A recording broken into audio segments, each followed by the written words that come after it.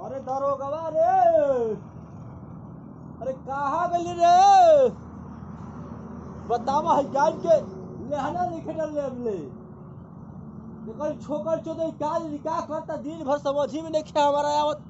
बतावा है कुछ कचर कचर कैले बड़ी सब गाय गरू हमें बरसी नहीं खे करता जिंसा पहन लेता आ सेंट मार के घुमाता।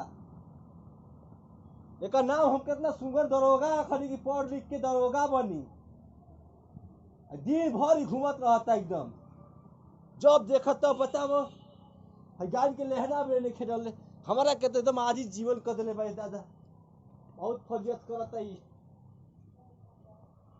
आय मार लिख के हाई कुल बताओ कुल हग मुँह के कचर कचर कैले बा गरू आई तन क्यों करे धर ले कहिए नहीं खे एकदम का जानी कहाँ चल गली तन क्यों कर बुझाता।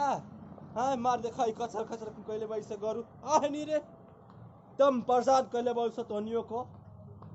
हाँ एकदम देना तक एकदम तन क्यों बुझाते दरोगा रे। अरे तोरा सुनात दिखे क्या रे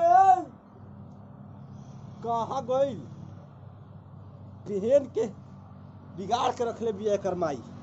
हैं तन क्यों एकरा के बोलत नहीं खे दे देती है तो पैसा गाड़ी लेके घुमाता दिन भर।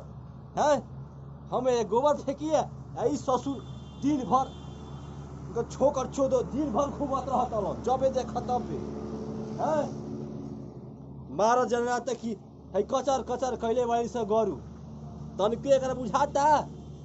हाँ हमार तो एकदम जीवन हराम कर दिले भाई एकदम लइका। बताओ भाई मार निके